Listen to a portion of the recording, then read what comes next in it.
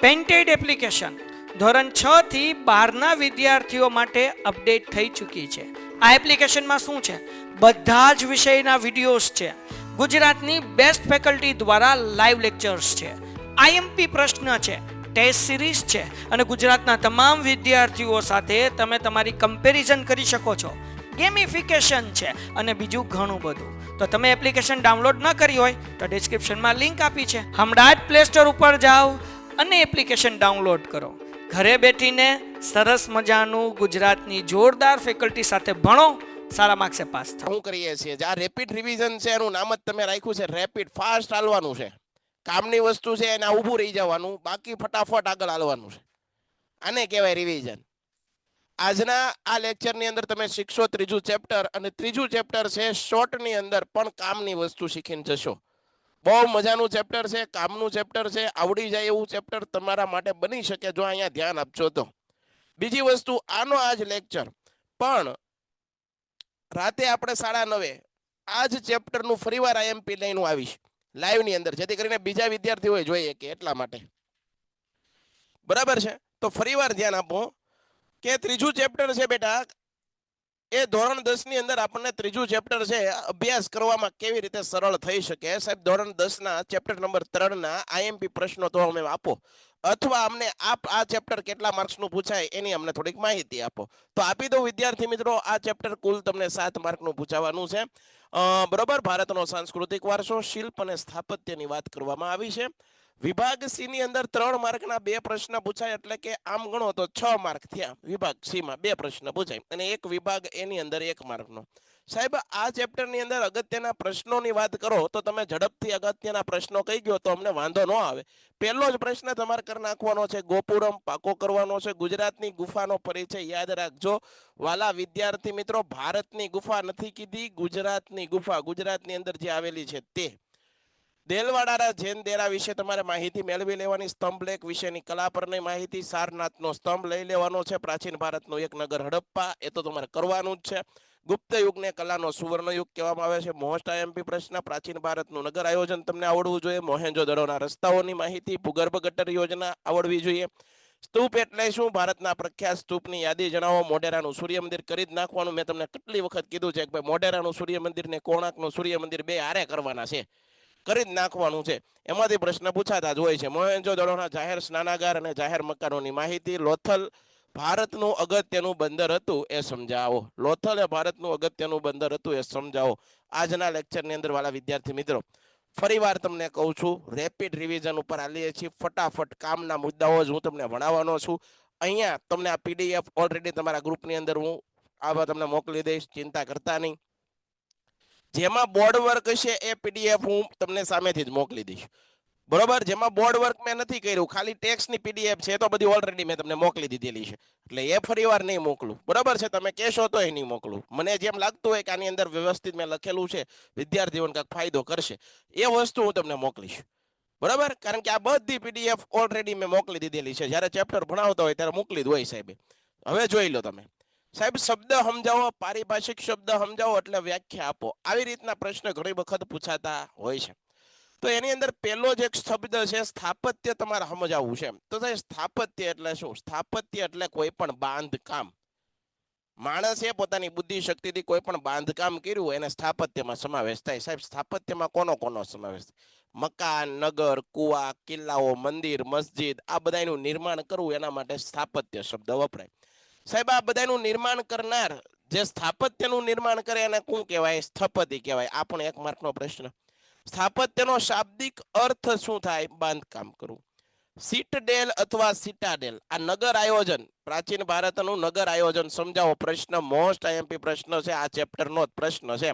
તો એની અંદર પ્રાચીન ભારતની અંદર જે નગરો જોવા મળ્યા, એની અંદર જ્યાં અધિકારી લોકો અને શાસકો નિવાસ કરતા, અધિકારી અને શાસક લોકો જે જગ્યાએ વસવાટ કરતા, જે જગ્યાએ રહેતા, જે જગ્યાએ એનું નિવાસ સ્થાન હતું, બરાબર, અથવા રહેઠાણ હતું, એને એનું કહેવાય, અથવા શાસકોના નિવાસ અથવા વસવાટને સિટડેલ અથવા સિટાડેલ કહેવાય. 1 માર્કનો પ્રશ્ન ફટાફટ આવડવો જોઈએ. તો આ પેજની અંદરથી તમને આ પ્રશ્ન છે મારા દ્રષ્ટિએ બહુ જ અગત્યનો છે, તમારે કરી નાખવાનો છે, કરી નાખવાનો છે અને કરી નાખવાનો છે. હાલો સાહેબ આગળ. એના પછી સાહેબ અગત્યના પ્રશ્નોની તમે જો વાત કરતા હો તો સ્તૂપ એ પ્રશ્ન આપણને આવડવો જ જોઈએ. સ્તૂપ વિશેના મેં લાઈવ વિડીયો લેક્ચરમાં પણ કેટલી બધી વાર ચર્ચા કરી લીધી છે, આમ પણ કેટલી વાર કરેલી છે. ફરી વાર જોઈ લો. સ્તૂપ એટલે શું? તો ભગવાન બુદ્ધના અવશેષો જેવા કે વાળ, દાંત, રાખ, અસ્થિ વગેરેને એક પાત્રમાં ભરવામાં આવે છે અને એના ઉપર અંડાકાર ચણતર કરવામાં આવે છે, એને કહેવામાં આવે છે સ્તૂપ. જેવી રીતે હિન્દુ ધર્મની અંદર મંદિરોનું મહત્વ છે, ઇસ્લામ ધર્મની અંદર મસ્જિદનું મહત્વ છે, જૈન ધર્મની અંદર દેરાસરનું મહત્વ છે, એવી જ રીતે બૌદ્ધ ધર્મના જે ઉપાસકો છે, બૌદ્ધ ધર્મમાં જે શ્રદ્ધા રાખનાર લોકો છે, એના માટે પવિત્ર સ્થાન કયું છે? તો કે ભાઈ સ્તૂપ છે. ભારતના અગત્યના સ્તૂપો અમારે કરી નાખવાના. સાહેબ હર્મિકા એટલે શું? આ પ્રશ્ન પણ 1 માર્કમાં પૂછાઈ જાય. સાહેબ સ્તૂપના અંડાકાર ભાગની, સ્તૂપ હોય ને સ્તૂપ, એની ફરતે અંડાકાર ભાગની ફરતે જે વાડ આવેલી છે, જે રેલિંગ આવેલી છે, એને કહેવાય છે હર્મિકા. એને શું કહેવાય દીકરાઓ? હર્મિકા કહેવામાં આવે છે. બરાબર. એના પછી મેઘી કોને કહેવાય? તો કે ભાઈ સ્તૂપની ચારેય બાજુએ ગોળાકાર રસ્તો છે, જે એ રસ્તાને કહેવામાં આવે મેઘી. ગોપુરમ દક્ષિણ ભારતની અંદર મંદિરનો એક પ્રવેશ દ્વાર. મંદિરમાં ભગવાનને આપણે જોવા જઈએ એની પેલા ઉપર પ્રવેશ દ્વાર જોરદાર હોય, ગેટ. એનું ગેટ જ એટલું જોરદાર ઊંચું ઊંચું હોય છે, એના માટે દક્ષિણ ભારતમાં શબ્દ વપરાય છે ગોપુરમ. મંદિરની એક વાસ્તુકલા, સ્થાપત્ય કલા, મંદિરની એક સ્થાપત્ય કલા છે ગોપુરમ. ડન છે. આ વસ્તુ આવડવી જોઈએ સાહેબ. વિમાન એ મંદિરની વાસ્તુકલાનો એક ભાગ છે. મંદિરની વાસ્તુકલાનો ભાગ, એને એક વિમાન કહેવાય. મંદિર એ વિભાગને વિમાન કહેવામાં આવે છે, જે ગર્ભગૃહની ઉપર, ગર્ભગૃહ એટલે આપણે બેઠા હોય એની ઉપર ટોચના સ્થાને હોય ને, એને કહેવાય વિમાન કહેવામાં આવે છે. બરોબર. ડન છે સાહેબ. મસ્જિદમાંથી પણ ઘણી વખત શબ્દ પૂછાતા હોય છે. મસ્જિદ, તો આ મસ્જિદની અંદર કયા કયા શબ્દો મારી દ્રષ્ટિએ અગત્યના છે મેં લખી દીધા છે તમને. ગલિયારા કોને કહેવાય? તો મંદિરની અંદર તમે જે એન્ટ્રી અને એક્ઝિટ, અંદર આવવા જવાનો જે માર્ગ હોય, રસ્તો હોય, એના માટે એક શબ્દ વપરાણો છે ગલિયારા. એના પછી કિબલા કોને કહેવાય? જે જગ્યાએ મુસ્લિમ બિરાદર અથવા મુસ્લિમ શ્રદ્ધાળુ છે પોતાને નમાઝ અદા કરતો હોય, બરોબર, પોતાના અલ્લાહને પ્રાર્થના કરતો હોય, એ જગ્યા છે એને કહેવાય કિબલા કહેવાય. સાહેબ લીવાન એટલે મસ્જિદની અંદર જે સ્તંભો વાળા ઓરડા છે એને કહેવાય છે લીવાન. મકસુરા કોને કહેવાય? તો કહેવાય મસ્જિદમાં દિવાલના અંત ભાગને શું કહેવામાં આવે છે? મકસુરા કહેવામાં આવે છે. તો આ વસ્તુ તમને ક્લિયર હોવી જોઈએ. આગળ જોઈએ વિદ્યાર્થી મિત્રો. ગોપુરમ મોસ્ટ આઈએમપી ટોપિક છે. 2 માર્કમાં તમને સીધે સીધો પૂછાઈ જાય, 3 માર્કમાં પણ પૂછાઈ જાય, વાંધો નથી. ગોપુરમ એ ભારતીય મંદિરનો વાસ્તુકલાનો એક ભાગ છે. પેલું આ લખવાનું. ગોપુરમ એ મંદિરનું પ્રવેશ દ્વાર છે. 1 નંબરનો પ્રશ્ન. મંદિરનું પ્રવેશ દ્વાર. અને ખાસ કરીને તમને આ વસ્તુ જોવા મળે દક્ષિણ ભારતમાં. તમિલનાડુમાં જાઓ, કર્ણાટક, કેરળ, આંધ્રપ્રદેશ, એમાં જે બધા સાઉથના જે બધા રાજ્યો છે, ત્યાં મંદિરો છે ને, મોટા મોટા પ્રવેશ દ્વારો જોવા મળે, એને ગોપુરમ કહેવાય. ગોપુરમનું નિર્માણ દક્ષિણ ભારતની અંદર ખાસ કરીને પાંડ્ય અને ચોલ શાસકોએ કર્યું. પાંડ્ય શાસક અને ચોલ શાસકોએ ગોપુરમનું નિર્માણ કર્યું. દુનિયાનું સૌથી મોટું ગોપુરમ રંગનાથ સ્વામી ટેમ્પલ તમિલનાડુમાં આવેલું છે, એ છે સૌથી ઊંચું. બરાબર. તો વાલા વિદ્યાર્થી મિત્રો, આજે અગત્યના 1 માર્કના શબ્દો, 2 માર્કમાં પ્રશ્ન પૂછાય, 3 માર્કમાં પૂછાય, કોઈ પણ પરીક્ષામાં પ્રશ્ન પૂછાય. કામની વસ્તુ છે તમને અહીંયા દઈ દીધી છે. બરાબર. તો આ રીતે તમે તૈયારી કરો તો કાંઈ વાંધો પડતો નથી, બધું આવડે જ છે, મજા જ આવે છે, કાંઈ વાંધો આવે નહીં. આગળ વધીએ. એના પછીનો વિદ્યાર્થી મિત્રો યાદ રાખો, સ્તૂપની મેં હમણાં જ કીધું, સ્તૂપના અગત્યની માહિતી પણ આપી દીધી. ભારતમાં આવેલા અગત્યના સ્તૂપ, ઘણીવાર અહીંથી પ્રશ્ન પૂછાય. સારનાથ, સાંચીનો સ્તૂપ ક્યાં આવેલો છે? મધ્યપ્રદેશમાં આવ્યો. સારનાથનો સ્તૂપ ક્યાં આવેલો છે? ઉત્તર પ્રદેશમાં આવ્યો. બેરતનો સ્તૂપ ક્યાં આવ્યો છે? બેરત તો મધ્યપ્રદેશની અંદર જ આવ્યો છે. નંદનગઢનો સ્તૂપ ક્યાં આવ્યો છે? બિહારની અંદર આવેલો છે. અને દેવની મોરીનો સ્તૂપ ક્યાં આવેલો છે? ગુજરાતના અરવલ્લી જિલ્લાની અંદર દેવની મોરીનો સ્તૂપ આવેલો છે. આ વસ્તુ યાદ રાખો. એના પછી ફટાફટ આગળ વધીએ. હા, પ્રાચીન ભારતના નગર આયોજન, આ એક પ્રશ્ન ખાસ કરજો વિદ્યાર્થી મિત્રો, તમારા માટે કામનું છે. પ્રાચીન ભારતનું નગર આયોજન સમજાવો. પ્રાચીન ભારતની અંદર જે નગરો મળી આવ્યા, આ નગરો મુખ્ય 3 ભાગમાં હતા. બરોબર, એમાં શાસક અથવા અધિકારી લોકો જે જગ્યાએ રહેતા, એના ઘર હતા, એને સિટાડેલ કહેવાય. એના પછી અન્ય અધિકારો, શાસકની નીચે કામ એની હારે મદદ કરનારા જે મંત્રીઓ હોય એ ક્યાં રહેતા, તો કે ભાઈ એ ઉપલા નગરમાં રહેતા. અને ત્રીજું છે સામાન્ય નગરજનો, એટલે કે પબ્લિક જ્યાં રહેતી એને નીચલું નગર કહેવામાં આવે. 3 કેટેગરીમાં વહેંચવામાં આવેલું છે પ્રાચીન ભારતનું નગર આયોજન. ડન છે, ઓકે. હાલો હવે આગળ વધીએ છીએ. અગત્યનો પ્રશ્ન, આ મોહેંજો-દડો એકવાર વાંચી લેજો, કામની વસ્તુ છે. તે આપણે લખેલું આ ધોળાવીરા. ગુજરાતના 2 અગત્યના સિંધુ ખીણની સભ્યતાના નગરો પરીક્ષામાં પૂછાય, એમાંથી એક છે ધોળાવીરા અને એક છે લોથલ. હડપ્પા છે, મોહેંજો-દડો ભારતના છે. ગુજરાતના 2 સ્થળો કયા, તો કે ભાઈ ધોળાવીરા અને લોથલ. આ ધોળાવીરા વિશે વાત કરીએ તો ધોળાવીરા ક્યાં આવેલું છે, સરસ મજાની માહિતી. પહેલા તો એનું લોકેશન આપણને હોવી જોઈએ. ગુજરાત રાજ્યની અંદર કચ્છ જિલ્લો, ભચાઉ તાલુકો, ખડીર બેટ, મોટું રણ, લુણી નદી. બરોબર, 90-91 ની સાલની અંદર બરોબર છે RS બિસ્ટે એનું ખોદકામ કર્યું, એનું ઉત્ખનન કર્યું. પણ માહિતી કોને આપી, રવિન્દ્રસિંહ બિસ્ટ. બરાબર છે, પણ સૌ પ્રથમ ધોળાવીરા એ શબ્દ ધોળાવીરા છે નગર શોધ્યું કોણે થયું, શંભુદાન ગઢવીને ખબર પડી કે અહીંયા કઈક નગર મળી આવે એવું છે, અહીંયા કઈક અમને મળી આવ્યું છે. પછી એને કોને જાણ કરી, RS બિસ્ટ. ફરીવાર ધોળાવીરા ક્યાં આવેલું છે, ગુજરાત રાજ્ય, કચ્છ જિલ્લો, ભચાઉ તાલુકો, ખડીર બેટ, મોટું રણ, લુણી નદી. બરાબર, ધોળાવીરા નગર કચ્છની અંદર આવેલું છે. આવી પ્રથમ જાણ કોને થઈ, તો નાનો એક માણસ હતા, એનું નામ હતું શંભુદાન ગઢવી. આ શંભુદાન ગઢવીને પ્રથમ વાર ખબર પડી, એટલે એને સીધું પુરાતત્વ ખાતાને ફોન કર્યો કે ભાઈ અહીંયા આવું એક નગર મળી આવેલું છે, આવી કઈક વસ્તુઓ મળી આવેલી છે, તમે અહીંયા ખોદકામ કરો. અને ખોદકામ કરવા માટે પુરાતત્વ ખાતાનો માણસ મોકલવામાં આવ્યા 1990-91 ની અંદર. RS બિસ્ટ, રવિન્દરસિંહ બિસ્ટ, એને ખોદકામ કર્યું. ડન છે, આટલી વસ્તુ તમને ખબર પડી.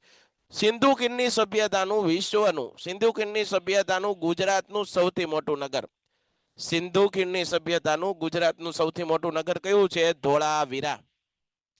સિંધુ ખીણની સભ્યતાનું ગુજરાતનું સૌથી મોટું નગર સાહેબ, તો કે ભાઈ ધોળાવીરા. ત્રિસ્તરીય નગર, એટલે કે 3 ભાગમાં વિભાજિત આખું નગર હતું ધોળાવીરા. પછી આ નગર એટલું જોરદાર હતું વિદ્યાર્થી મિત્રો, એટલું જબરજસ્ત નગર હતું કે એમાં પાણીના પ્રબંધનની વ્યવસ્થા હતી. જે વરસાદી પાણી હતું, આ વરસાદી પાણીનો પ્રબંધ કરવાનો, એટલે વરસાદી પાણી છે એનો સંગ્રહ કરવાનો, જેથી કરીને આખા વર્ષ દરમિયાન વરસાદ ન પડે તો એ વરસાદના પાણીનો ઉપયોગ કરી શકાય. કેવી સરસ મજાની પ્રથા, એ સમયના લોકોમાં આટલી સૂઝ હતી, સમજ હતી, બુદ્ધિ હતી. આજે આટલા બધું એન્જિનિયરિંગ આજુ વધી ગયું છે, આજે કોઈના ઘરમાં આવા પ્રબંધનના સુવિધા છે, હવે કરે છે લોકો પાણીના ટાંકા પાતાળ ઓલા મૂકે છે, ટાંકા મૂકે છે વરસાદના પાણીને જમીનની અંદર ઉતારવા માટે, જેથી કરીને એ પાણીનો આપણે ઉપયોગ કરી શકીએ, વરસાદનું પાણી. તો એ સમયમાં નગરમાં હતા, એમાં પણ આ વરસાદના પાણીના પ્રબંધન કરવાની સુવિધાઓ હતી. નગરની ફરતે કિલ્લો હતો. કિલ્લો શું કરવા રાખવામાં આવતો, કે ભાઈ બહારથી કોઈ આક્રમણ ન કરી જાય એ માટે, રક્ષણ થાય એના માટે. કિલ્લાઓ, મહેલ, નગરની મુખ્ય દિવાલો સફેદ રંગની હતી. આ પરીક્ષામાં પ્રશ્ન પૂછાઈ ગયેલો છે કે ભાઈ નીચેનામાંથી કયા નગરની જે દિવાલો છે સફેદ રંગનો ઉપયોગ કરવામાં આવેલો, તો ધોળાવીરા આવે. પીવાનું પાણી શુદ્ધ, વિચાર કરો એ સમયના લોકોમાં કેટલી આરોગ્ય પ્રત્યે અવેરનેસ હતી, જાગૃતતા હતી, કે એ લોકો છે સ્વસ્થતા પ્રત્યે બહુ જ ધ્યાન આપતા, આરોગ્ય પ્રત્યે બહુ ધ્યાન આપતા. વિચાર કરો તમે કે મોહેંજો-દડો નગરમાં ભૂગર્ભ ગટર યોજના, એ સમયમાં ગટર યોજના પણ ભૂગર્ભમાં, ખુલ્લી ગટર નહીં. ખુલ્લી ગટર હોય તો આરોગ્ય નુકસાન થાય, બરોબર, મચ્છરનો ઉપદ્રવ વધે, લોકોને રોગો થાય, વાતાવરણ દૂષિત બને. પણ એ લોકોને એટલી ભાન હતી એ સમયના લોકોને પણ. તો ગટર યોજના, ભૂગર્ભ ગટર યોજના એ સમયની બહુ અગત્યની સિદ્ધિ હતી. પીવાનું પાણી શુદ્ધ થઈ અને આવતું, ગળાઈને આવે એવી વ્યવસ્થા ધરાવતું આ નગર હતું. તો ધોળાવીરા વિશે તમને કહે તો આવી બધી બાબતો તમારે લખવાની, પૂછાય એવો પ્રશ્ન છે, આપણને આવડવો પણ પડે. લોથલ તમારે તમારી રીતે વ્યવસ્થિત રીતે કરવાનું. ધોળાવીરા મેં સમજાવ્યું, લોથલ પણ તમારે કરી નાખવાનું છે. આગળ વધીએ. એના પછી સાહેબ હડપ્પા તમને સમજાવી દઉં, બરાબર છે. હડપ્પા નગર સમજાવી દઉં. જો સરસ મજાનું અહીંયા હડપ્પાનું આખું નગર મેં તમને કઈ રીતે તમારી પરીક્ષામાં લખું, આખું તમને વ્યવસ્થિત સમજાવી દીધું છે. ફરીવાર યાદ રાખો, પેલા તો હડપ્પા છે એનો અર્થ શું થાય. હડપ્પાનો અર્થ થાય વાલા વિદ્યાર્થી મિત્રો, શિવનું ભોજન, બરાબર, શિવનું ભોજન, એનો અર્થ આવો થાય. હવે જુઓ આ ક્યાં આવેલું છે, હડપ્પા નગર ક્યાં આવેલું છે, તો કે ભાઈ પાકિસ્તાનના પંજાબ પ્રાંતની અંદર મોન્ટગોમરી નામનો જિલ્લો હતો, એની અંદર હડપ્પા ભાઈ ભાગલા પડ્યા ને પછી આ હડપ્પા નગર એની કોર વયું ગયું. બાકી પેલા ભાગલા નહોતા ભારત પાકિસ્તાનના, તો આ ભારતમાં જ હતું. બરોબર, પણ અત્યારે ક્યાં છે, હાલમાં ક્યાં છે, અત્યારની હાલની વર્તમાન સ્થિતિમાં આ નગર ક્યાં છે? પાકિસ્તાનના પંજાબ પ્રાંત, મોન્ટગોમરી જિલ્લો. એનું ઉત્ખનન ખોદકામ કોણે કર્યું? તો કે ભાઈ 1921 ની અંદર એનું ઉત્ખનન કરવામાં આવ્યું. એમાં કેટલા વ્યક્તિઓ હતા? સર જ્હોન માર્શલ હતા, એની હારે એક માણસ હતો કર્નલ મેક અને દયારામ સાહની. આ ત્રણ લોકોએ ત્રિગડીએ આ હડપ્પા નગર છે એનું ખોદકામ કર્યું. નદી, કઈ નદીના કાંઠે હડપ્પા નગર મળી આવ્યું? તમને પરીક્ષામાં આવો પણ પ્રશ્ન પૂછાય કે હડપ્પા નગર કઈ નદીના કાંઠે? રાવી નદીના કાંઠે. એનું ઉત્ખનન કોણે કર્યું? દયારામ સાહની. એની હારે બીજા કોણ હતા? સર જ્હોન માર્શલ અને કર્નલ મેક. આ ક્યાં આવેલું છે? પાકિસ્તાનનો પંજાબ પ્રાંત, મોન્ટગોમરી જિલ્લો. હડપ્પાનો અર્થ શું થાય? શિવનું ભોજન થાય. વાહ વાહ સાહેબ, બહુ મજા આવી, કામનું છે. વિશેષતા હું? સિંધુ ખીણની સભ્યતાનું પ્રથમ નગર હડપ્પા મળી આવ્યું. આ સભ્યતાને હડપ્પાન સભ્યતા સાહેબ સિંધુ અને રાવી નદીના કાંઠે બધા નગરો મળી આવ્યા. એમાં પહેલું નગર હડપ્પા મળ્યું 1921માં. હડપ્પા નગર પહેલું મળ્યું ને એટલે આખી સંસ્કૃતિનું નામ આપી દીધું હડપ્પિયન સભ્યતા. તમને કોઈ કેમ કે હડપ્પા સભ્યતા નામ કેમ પડ્યું? પેલું નગર શોધાણું હડપ્પા, એટલા માટે. હડપ્પા નગરમાં તાંબુ પાષાણના ઓજારો મળી આવ્યા હોવાથી આ સભ્યતાને તાંબુ પાષાણ યુગની સભ્યતા પણ કહેવામાં આવે છે. તામ્ર પાષાણ યુગની સંસ્કૃતિ કહેવામાં આવે છે. આ નગરમાંથી અલંકારો મળી આવ્યા છે, આભૂષણો મળી આવ્યા છે, આ બધી વસ્તુ મળી આવી. કિલ્લાઓ પણ મળી આવ્યા છે. બરાબર, તો વિદ્યાર્થી મિત્રો આપણને આવડવું પડે. હડપ્પા નગર વિશે તમે ચર્ચા કરી. આની પહેલા મેં તમને ધોળાવીરા સમજાવ્યું. લોથલ તમારે તમારી રીતે વાંચી લેવાનું છે. ગુજરાતની પેન્ટેડ એપ્લિકેશન ધોરણ 6 થી 12ના વિદ્યાર્થીઓ માટે અપડેટ થઈ ચૂકી છે. આ એપ્લિકેશનમાં શું છે? બધા જ વિષયના વિડીયોઝ છે. ગુજરાતની બેસ્ટ ફેકલ્ટી દ્વારા લાઈવ લેક્ચર્સ છે. આઈએમપી પ્રશ્ન છે, ટેસ્ટ સિરીઝ છે અને ગુજરાતના તમામ વિદ્યાર્થીઓ સાથે તમે તમારી કમ્પેરિઝન કરી શકો છો. ગેમિફિકેશન છે અને બીજું ઘણું બધું. તો તમે એપ્લિકેશન ડાઉનલોડ ન કરી હોય તો ડિસ્ક્રિપ્શનમાં લિંક આપી છે. હમણાં જ પ્લે સ્ટોર ઉપર જાઓ અને એપ્લિકેશન ડાઉનલોડ કરો. ઘરે બેઠીને સરસ મજાનું ગુજરાતની જોરદાર ફેકલ્ટી સાથે ભણો, સારા માર્ક્સે પાસ થાઓ. અંદર સરસ મજાનું એક આવેલું છે લોથલ. એ પરીક્ષામાં પૂછાય. ધોળાવીરા પૂછાય, મોહેન્જો-દડો પૂછાય, હડપ્પા પૂછાય. હડપ્પા અહીંયા કહી દીધું, ધોળાવીરા અગાઉ કહી દીધું, નગર આયોજન સમજાવી દીધું. આ જે આઈએમપી પ્રશ્નો છે હું તમને અત્યારે ઝડપથી રેપિડ રિવિઝનમાં કરાવી રહ્યો છું. આગળ વધીએ. જો લોથલ વિશે અહીંયા આખું માહિતી આપેલી છે. લોથલ ક્યાં આવેલું? અમદાવાદના ધોળકા તાલુકામાં. પરીક્ષામાં એમ પૂછાય લોથલ અમદાવાદના ધંધુકા તાલુકામાં આવ્યું છે. વિધાન સાચું છે ખોટું? તો તમે એમ કહો હા ધ આવી ગયું એટલે સાચું. ધંધુકા નો આવે, ધોળકા આવે. વિદ્યાર્થીઓ અહીંથી 1 માર્ક કપાય. આપણો 1 માર્ક અહીંથી કપાય છે. યાદ રાખજો, લોથલ અમદાવાદના ધોળકા તાલુકામાં આવેલું છે. કઈ નદી? તો ભોગાવો અને સાબરમતી નદીના કાંઠે. લોથલ ખંભાતના અખાતથી 18 કિમી દૂર છે.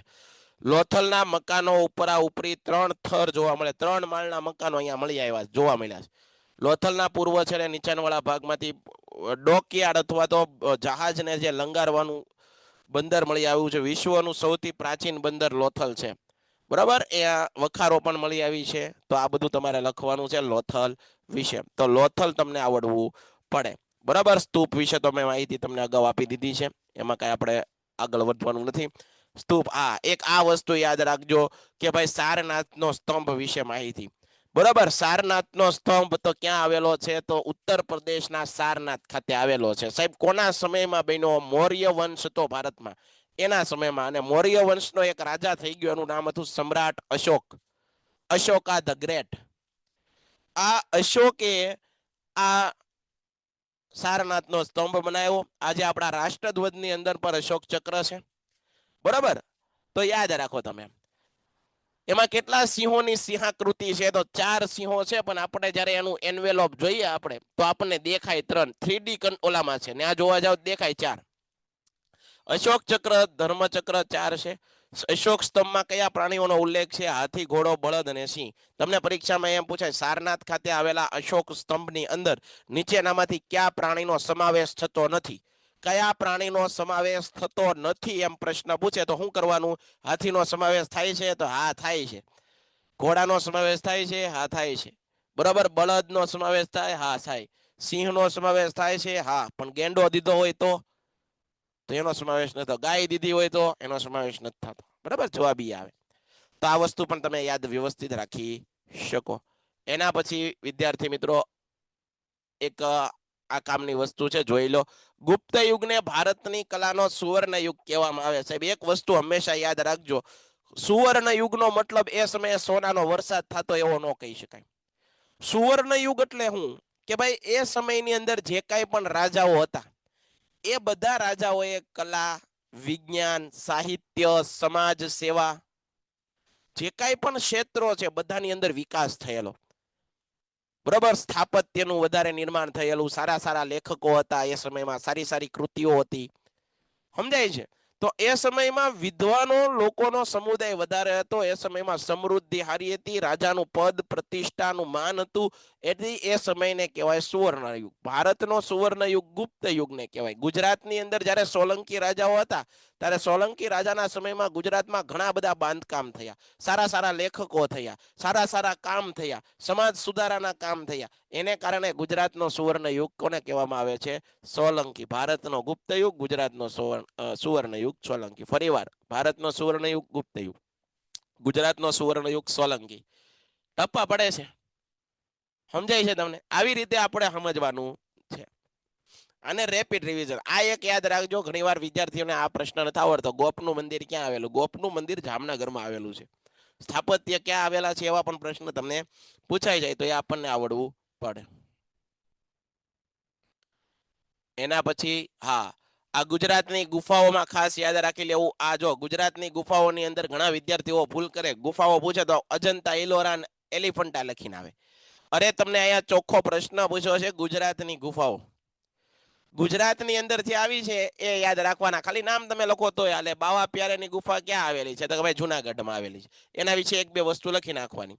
ઉપરકોટની ગુફા કા? તો ઉપરકોટ જુનાગઢ છે. જે લોકો ગયા હોય પ્રવાસમાં એને જોયો હોય ઉપરકોટ જુનાગઢમાં, તો એ બીજી ગુફા થઈ. ખાપરા કોડિયાની ગુફા બે છે, એક જુનાગઢમાં છે ને એક કચ્છમાં છે. તો યાદ રાખવાનું કે ભાઈ જુનાગઢમાં આવેલી છે ને કચ્છમાં આવેલી છે. ખંભાલીડાની ગુફા રાજકોટના ગોંડલથી આગળ આવી છે. તળાજાની ગુફા ભાવનગર જાઓ તો તળાજા જાઓ ને તો તળાજાનો ડુંગરો આવે, ત્યાં ગુફા છે. તો એ પણ તમે લખી શકો. સાણાવાકિયાની ગુફા ગીર સોમનાથમાં આવેલી અને ઢાંકની ગુફા રાજકોટમાં આવેલી. ઝિંઝુરીઝરની ગુફા છે એ ઢાંક નજીક જ આવેલી. અહીંયા જુઓ ખાપરા કોડિયાની ગુફા, અહીંયા વાંધો પડે. ખાપરા કોડિયાની બે ગુફા છે, બરોબર, નામ એક છે પરંતુ અલગ અલગ ગુફાઓ જોવા મળે છે. ઓપ્શનમાં આપ્યું હોય લખવાનું. ખાપરા કોડિયાની ગુફા છે એ રાજકોટમાં પણ આવેલી છે ને જુનાગઢમાં પણ આવેલી છે. તમને ઓપ્શનમાં જે આપ્યું હોય બે એક આરે નો આપ્યા હોય, બરોબર, પણ એક આપ્યું હોય જે એ તમારે ટીક કરવાનો આગ્રહ રાખવાનો છે. હાલો સાહેબ, ક્લિયર થઈ ગયું. કડિયા ડુંગર ભરૂચમાં આવેલો છે, ત્યાં પણ ગુફાઓ. એના પછી જુઓ રથ મંદિરો, બરોબર, એ જોઈ લેવાનું. બૃહદેશ્વરનું મંદિર, વિદ્યાર્થી મિત્રો આ ખાસ યાદ રાખજો.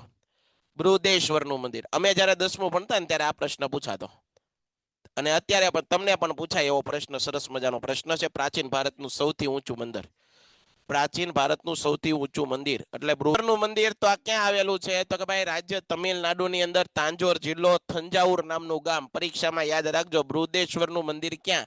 તમિલનાડુ રાજ્ય. રાજ્ય પૂછે તો તમિલનાડુ, એનું ગામ, જિલ્લો પૂછે તો તાંજોર જિલ્લો, એનું ગામ પૂછે તો થંજાવુર. નિર્માણ કોણે કર્યું? તો ચોલ વંશના રાજા હતા રાજરાજ પેલાએ આ મંદિરનું નિર્માણ કર્યું. આ રાજરાજ પેલાએ મંદિરનું નિર્માણ કર્યું ને, એટલે આ મંદિરને કહેવાય છે રાજરાજેશ્વરી મંદિર. આ મંદિરને શું કહેવામાં આવે? રાજરાજેશ્વરી મંદિર કહેવામાં આવે. શા માટે? તમિલનાડુ, તાંજોર, થંજાવુર અને ચોલ વંશના રાજા, એનું નામ હતું રાજરાજ પેલો. આ રાજરાજ પેલાએ બનાવ્યું એટલે રાજરાજેશ્વરી મંદિર. હાલો, પાકું થઈ ગયું. નિર્માણ કરનાર વંશ તો ચોલ વંશ. ઓકે સાહેબ, પ્રાચીન ભારતનું સૌથી ઊંચું મંદિર, અને આ મંદિરની વિશેષતા એ હતી કે એનો પડછાયો પૃથ્વી પર ન પડતો. વિચાર કરો વિદ્યાર્થી મિત્રો, કેટલું આધુનિક રીતે બનાવવામાં આવેલું છે, કેટલી બુદ્ધિ વાપરવામાં આવી છે. આપણે ખાલી ઊભા હોઈએ તો એ આપણો પડછાયો પડે ભાઈ, બરાબર. આવડું મોટું મંદિર, 65 મીટર ઊંચું મંદિર, અને એનો પડછાયો પૃથ્વી પર પડતો નથી. આ સરસ મજાની કારીગરી,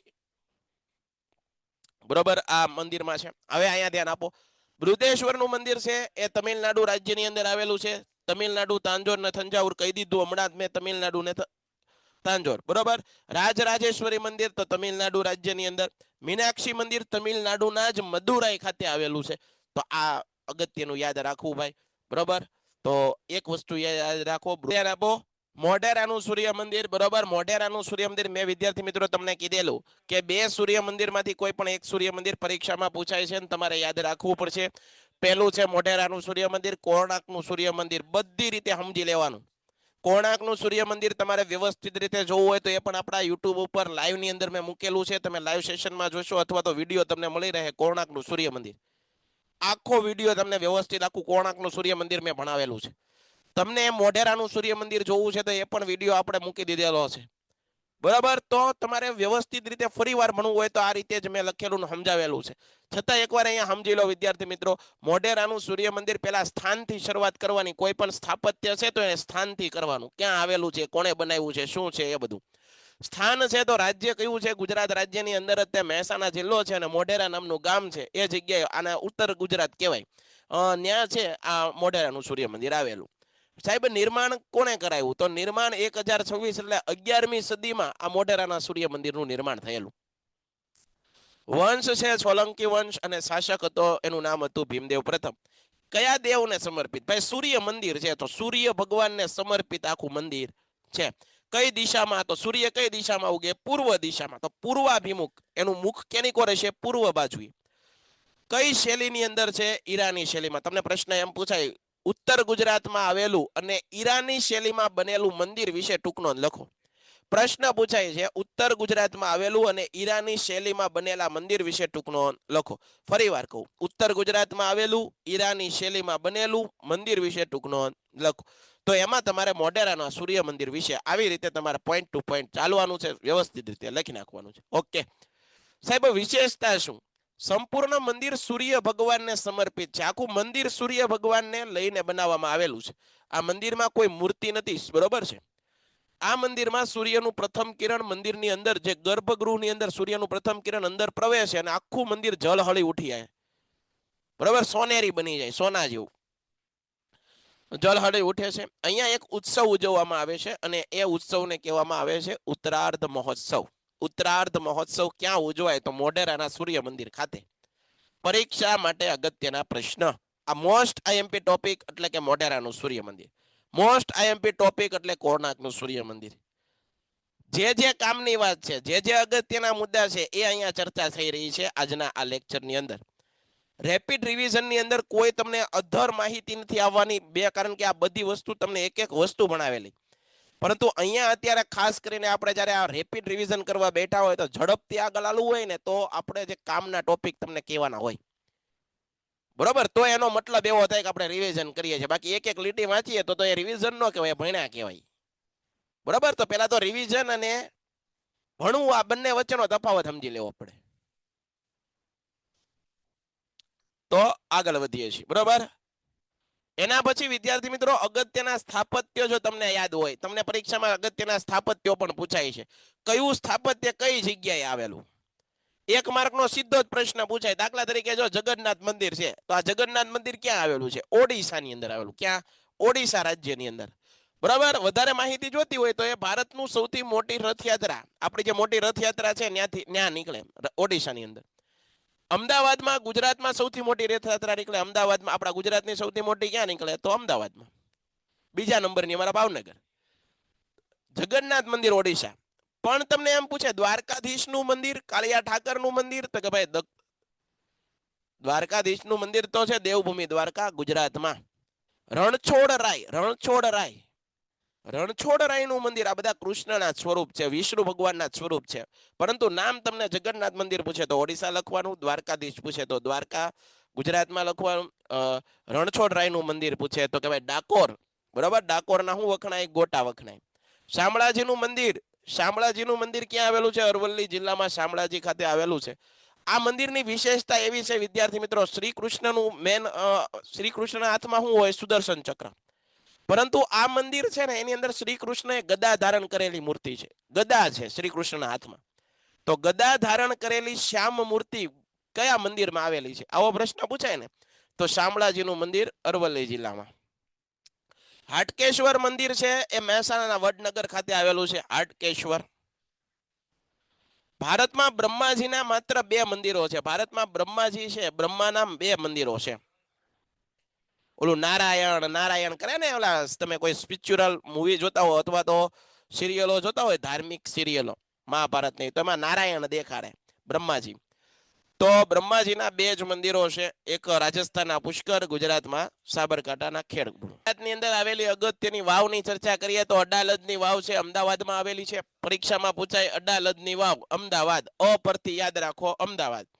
રાણકી વાવ પાટણમાં આવેલી છે. સોલંકી વંશના સમયમાં બની, રાણીએ બનાવી. બરોબર, પ્રજાના કલ્યાણ માટે બનાવી. જો રાજા રાણી કેવા હોવા જોઈએ? પ્રજાનું, પોતાની ભોલી અને ભોળી પ્રજાનું વિચારે એને દુનિયા યાદ કરે. જુઓ, રાણકી વાવ બનાવી તો એ પ્રજાના કલ્યાણ માટે બનાવવામાં આવેલી. આથી સોલંકી વંશને ગુજરાતનો સુવર્ણ યુગ કીધો. તમે સમજ્યા પડે છે? વાત સમજાય છે? તો પાટણની અંદર સોલંકી વંશ, રાણીએ બનાવી. ઉદયમતીએ 1,100 રૂપિયાની નોટ છે, 100 રૂપિયાની ચલણી નોટ છે ને, નેવી બ્લુ કલરની, એમાં રાણકી વાવનો ફોટો છે, જોઈ લેજો. 7 માળની છે, સેન્ડસ્ટોન પથ્થરમાંથી અને મારું ગુર્જર શૈલીમાં બનાવવામાં આવેલી. તો આટલી વાવ દાદા હરીની વાવ અમદાવાદમાં આવેલી છે. અને ડભોઈની વાવ છે, ડભોઈ ખાતે આવેલી છે. બરાબર, આટલી વસ્તુ યાદ. એના પછી વિદ્યાર્થી મિત્રો અમદાવાદની અંદર આટલા સ્થાપત્યો છે, અમદાવાદમાં આવડવા જોઈએ. 2017માં અમદાવાદને યુનેસ્કોએ બરોબર હેરિટેજ સિટી તરીકે જાહેર કર્યું. અમદાવાદને 2017માં હેરિટેજ સિટી તરીકે જાહેર કર્યું. ફરીવાર જુઓ, અમદાવાદની અંદર કયા કયા સ્થાપત્ય આવેલા છે. પહેલું તે સાબરમતી આશ્રમ એ આવેલો છે અમદાવાદની અંદર. તે ભદ્રનો કિલ્લો અમદાવાદમાં, જામા મસ્જિદ છે અમદાવાદમાં, 3 દરવાજા અમદાવાદમાં, ઝૂલતા મિનારા, સીદી સૈયદની જાળી, હઠીસીના દેરા, કાંકરિયા તળાવ, આ બધું ક્યાં આવેલું છે ભાઈ? આ બધું અમદાવાદમાં આવેલું છે. આ અમદાવાદમાં આવેલા અગત્યના સ્થાપત્યો છે. બરોબર, અમદાવાદની અંદર જે આ સ્થાપત્યો છે, અગત્યના સ્થાપત્યો વિશેની આ ચર્ચા આપણે કરી. એના પછી કામની વસ્તુ કોઈ અહીંયા આપેલી હોય તો જોઈ લઈએ એકવાર. પેન્ટેડ એપ્લિકેશન ધોરણ 6 થી 12ના વિદ્યાર્થીઓ માટે અપડેટ થઈ ચૂકી છે. આ એપ્લિકેશનમાં શું છે? બધા જ વિષયના વિડીયોઝ છે. ગુજરાતની બેસ્ટ ફેકલ્ટી દ્વારા લાઈવ લેક્ચર્સ છે, આઈએમપી પ્રશ્ન છે, ટેસ્ટ સિરીઝ છે અને ગુજરાતના તમામ વિદ્યાર્થીઓ સાથે તમે તમારી કમ્પેરિઝન કરી શકો છો. ગેમિફિકેશન છે અને બીજું ઘણું બધું. તો તમે એપ્લિકેશન ડાઉનલોડ ન કરી હોય તો ડિસ્ક્રિપ્શનમાં લિંક આપી છે. હમણાં જ પ્લે સ્ટોર ઉપર જાઓ અને એપ્લિકેશન ડાઉનલોડ કરો. ઘરે બેઠીને સરસ મજાનું ગુજરાતની જોરદાર ફેકલ્ટી સાથે ભણો, સારા માર્ક્સે પાસ થાઓ.